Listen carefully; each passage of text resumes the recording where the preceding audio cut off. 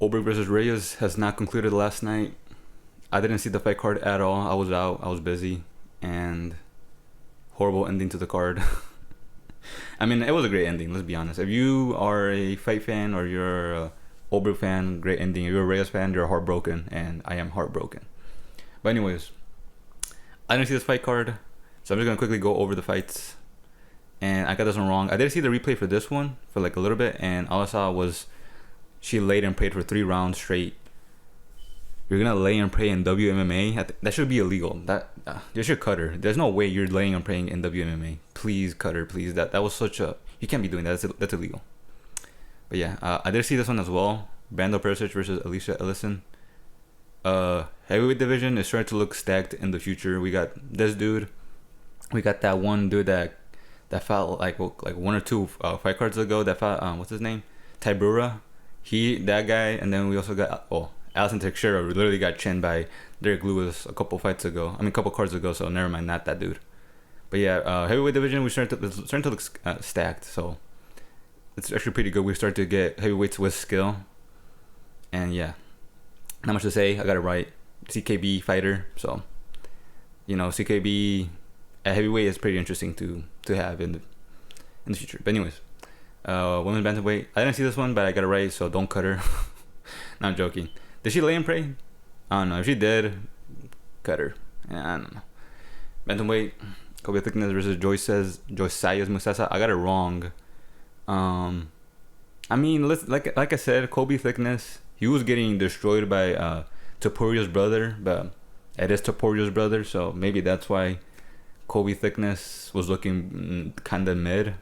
And Joyce Masusa's was looking kind of decent up until he got head kicked. But anyways, I guess Kobe Thickness is pretty good as well. So, And he does train with Volk, so, I'm kind of dumb for not really taking that into account too much. But yeah, so he beat Joyce Masusa's by decision. So clearly he was the better fighter. Unless there's a robbery, which I'm unaware of. I didn't see these fights, like I said. But yeah, good win.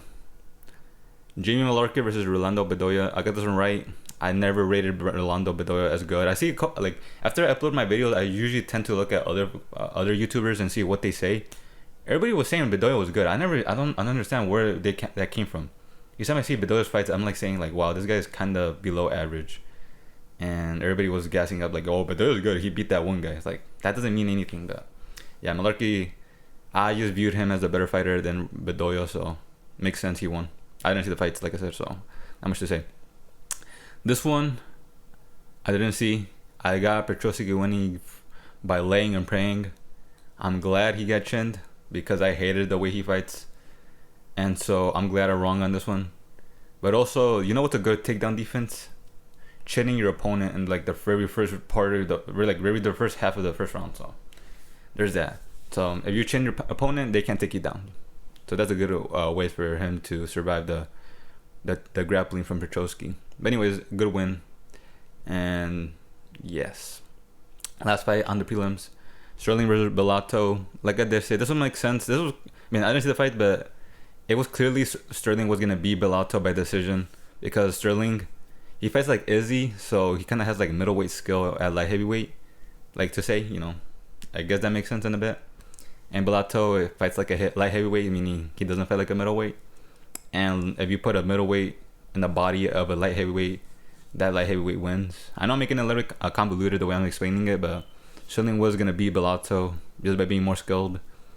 And yeah, and Bellato gets dropped a lot, but he doesn't really get chinned like that. So, he doesn't get like out cold. He always recovers. So Sterling wasn't really able to chin everybody he fights. And like the last 2 fights before this one, he went to decision as well with those guys. So I guess it's not. I don't know. I guess you can kind of say Sterling isn't. I would say Sterling is more skilled than Ulberg, but he's not. Doesn't hit as hard, maybe. But yeah, I would say Sterling is actually one of the most skilled fighters right now, light heavyweight. But yeah, it makes sense. He didn't really chin Bellato, who himself really doesn't get chinned like that. But yeah, got it right. I got this one right. I didn't see the fight, like I said, so I had Nolan beating Campbell just by being the longer guy and being somewhat decent, and Campbell kind of being a baller and just throwing, like, spamming uppercuts. But yeah, Nolan submitted the dude, so I don't really remember Nolan being like an elite grappler or anything, but I guess Campbell was just worse, so makes sense. Got it right. So yeah, this one interesting. Neil Magny in a 2-fight winning streak in 2025 is crazy. That was unexpected. But anyways, I didn't see this fight. I don't know exactly how when this could have been like another, what's it called? Another Mike Mallet fight where Mallet was beating up Magny and Magny got a fluke KO or grounded pound, more like it. But anyways, fair. Everything is fair in MMA. You're saying that. As long as it's not illegal, it's fair. So if Magny got a fluke win, he still got to win. So good for Magny. I got this one right. Jack Jenkins versus Tavares. Jack Jenkins being better. He had good striking at featherweight. Tavares was cheeks, and easily I was like, yeah, Jack Jenkins is better, so makes sense. I watched another YouTuber saying Tavares is a bantamweight, and because he's a bantamweight, that automatically makes him better than a featherweight. That does not make any sense. That was I was like watching. I was like saying, there's bantamweights that are worse than some featherweights. Just because you're a bantamweight doesn't mean you're automatically better than a featherweight. I was gonna be like one of the dumbest things I've ever seen. But anyways, yeah, Jack Jenkins clearly was the better fighter than Tavares. Alright, light heavyweight, Jimmy Crute versus Ivan Arslan. I got this one right by winning, but not by how he won. He submitted the dude in the first round. Wow, okay. I mean, like I said, Jimmy Crute, he's good offensively when he grapples, but he sucks defensively. Like he submits dudes, but he gets submitted himself. So it's like, yikes.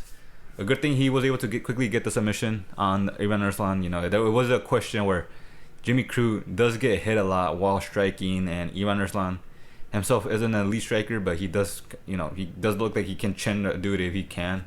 So there was like that question of, can Jimmy Crute not be dumb and not let himself get dropped by Arslan? But it's actually really smart for him to wanna take down Arslan and submit him in the first round. So very smart on Jimmy Crute. So he's also another 2-fight winning streak, right? I don't remember who he fought last, but 2-fight winning streak in 2025. That is great to see for Jimmy Crute. And now for the last fight, Close Ulberg versus Dominic Reyes. My heart is in 100 pieces. But yeah, okay. So let me just get this out of the way. Ulberg quickly landed the 1-2 on Reyes. This is the fight I did see, actually. He quickly established the 1-2. It was game over for Reyes once I saw that. I'm like saying, yep, he lost. He 100% lost this fight. When you get 1-2 that quickly in the fight and you only strike, you don't wrestle or anything, you're gonna lose. You're gonna lose. Your opponent already knows the distance, already knows the timing. He landed a simple 1-2 on you. That shows that you didn't really see it coming. Yikes. Ulberg was gonna win. There's no way Reyes was the way he was fighting was he was being kind of patient in that fight in the first round, which is by the end of the first round is when he got dropped. But throughout the first part of the first round, he was too patient. Ulberg was landing. Reyes couldn't step across the distance without getting hit. Yeah, it was wraps for Reyes. There was no way he was gonna beat Ulberg. And I mean, let's be honest, Reyes is kind of simple when he fights. He is kind of simple. He doesn't really adjust, and he doesn't really have a huge tool bag, and Ulberg does. So clearly, Ulberg is the more skilled fighter than Reyes, and it wasn't a fluke win or anything. It was simply Ulberg was better, and yeah. I mean, there was a moment where Ulberg went forward, he threw a cross, and he did leave his chin open, and that's when I said, Reyes can take advantage of that. He can drop Ulberg when he goes forward and throws a cross. The same way he dropped Nikita Krylov, but he didn't take advantage of it and he got dropped. So yeah. For the let's say light heavyweight title contentions, landscape, it is actually better for Ulberg to win because let's be honest, if Reyes beat Ulberg and he went on to fight Alex Pereira or Ankalaev, he would be a plus 500, plus 600. Let's be honest, he would he would. There's no way he beats Alex or Ankalaev. If we're gonna be 100% honest. I mean, it's not like Reyes really. I mean, let's just be honest. The title run he was going on was kind of a little bit iffy. You know, he did beat a old fighter, old Justin Jacoby. He did fight another old athlete, Anthony Smith, that wasn't really trying to fight. And then Nikita Krylov was on a layoff, was on a huge layoff from just doing MMA. So let's be honest, those 3 fights were kind of layups in a way. And Ulberg was active and younger. And if Reyes did beat Ulberg, it was no way he was gonna beat those guys. But yeah, Carlos Ulberg has a better chance at beating Alex Pereira and Ankalaev. So it is better for the sport for Ulberg to win. It makes more sense. And yeah, I mean, we can't have everything. We can't have all of our favorite fighters winning. You know, someone's gonna win, someone's gonna lose. So there's that. So that's my recap. I didn't see the fight, but I got like a majority of them right, like my picks. And next week, right? This is next week. Next week we got UFC 320. You know, to wash the sour taste in our mouth from watching this card, from what we saw last night. Stacked. I mean, prelims are not good. Patrick Mix is there to kind of mitigate the how bad it is, but this dude's fighting. There's Yu Sang Yu. He's decent. Bashrat. Dude, how long have they been prospects for like 10 years? Like, how long? Like, when are they gonna get a ranked fighter? I mean, they keep. Like, I mean, I think one of them got chinned horribly. So there's that. But anyways, Ngannou 2.0, Joe Pyfer, great card. I can't wait for this card. But anyways, yeah. Hope you guys have a good day. Hopefully Reyes somehow gets another win after this. But I don't know. Hope you guys have a good day. Goodbye and take care. Bye.